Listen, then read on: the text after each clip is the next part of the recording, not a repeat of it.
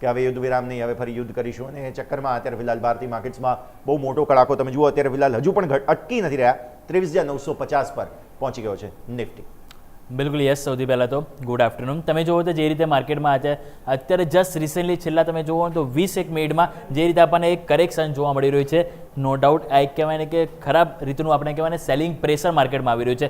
બહુ important level હતા એ તમે તોડી નાખ્યા. 24,200 તોડ્યું, 24,000 તોડ્યું, એ એટલીસ્ટ સારું નથી. તો એક વખત ચાર્ટ ઉપર આપણે નજર કરીએ તો હવે ઇમ્પોર્ટન્ટ એ રહેશે કે ક્લોઝિંગ આપણું ક્યાં આવે છે, કારણ કે સ્વાભાવિક છે કે જે રીતે સેલિંગ પ્રેશર આવી રહ્યું છે તો સ્વાભાવિક છે કે માર્કેટના આપણને ખ્યાલ છે કે પહેલાં જ કંઈક ને કંઈક વસ્તુ ખરાબ પડતી હોય છે. હજુ તો જસ્ટ સમાચાર આવે છે ટ્રમ્પ સાહેબ તરફથી, પરંતુ હવે જોવાનું રહેશે કે આજનું ક્લોઝિંગ ક્યાં આવે છે, કારણ કે તમે બહુ જ ઇમ્પોર્ટન્ટ જે તમારી કહેવાય ને એક્સપોનેન્શિયલ મૂવિંગ એવરેજ હતી 10 ડેમાં 100 ડેમાં એ બંને તમે આજે તોડી દીધી છે, અને બંને જે આવતી તમારી 24,140 ઉપર આવતી એ લેવલ તમે તોડી દીધું છે. એના બાદ 24,000 તોડ્યું અને અત્યારે તમે 23,940 ઉપર આવી ગયા છો. તો સ્વાભાવિક છે કે કન્સર્ન છે.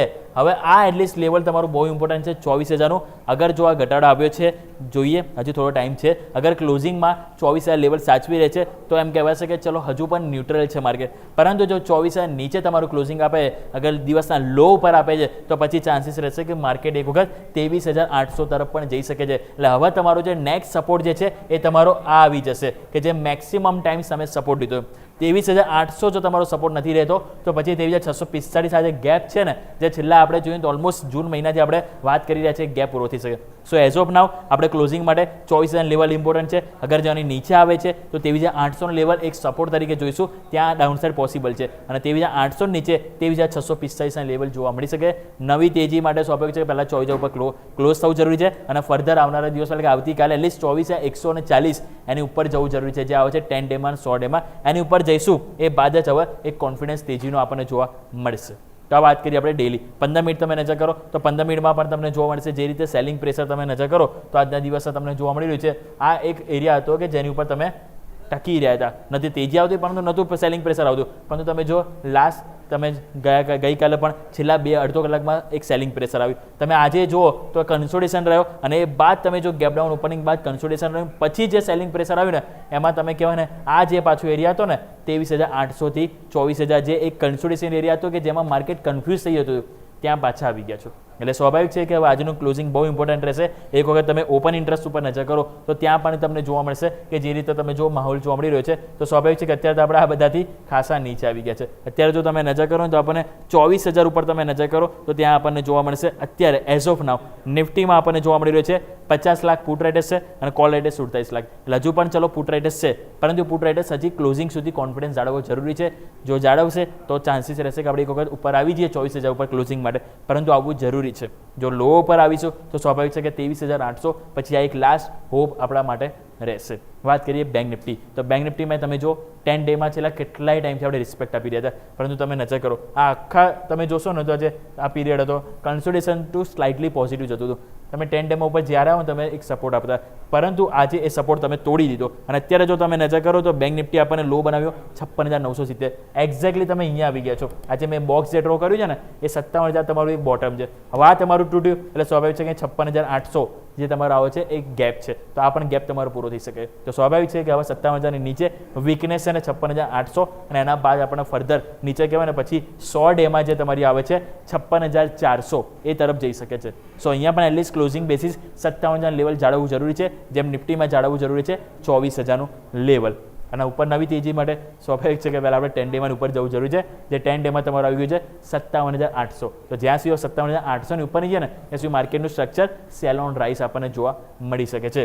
વાત કરીએ આપણે ખાસ કરીને હવે અહીંયા 15 મિનિટમાં તમે જો તો તમને જે સેલિંગ પ્રેશર જોવા મળે, આ તમે કેન્ડલ ખાલી જો 15 મિનિટની 57,800 થી તમે જુઓ તો ખાલી 15 મિનિટમાં આપણને ઓલમોસ્ટ આપણે જોઈએ તો 400 થી 500 પોઈન્ટ એટલે કે 1% આજુબાજુ આપણને અહીંથી કરેક્શન જોવા મળ્યું છે.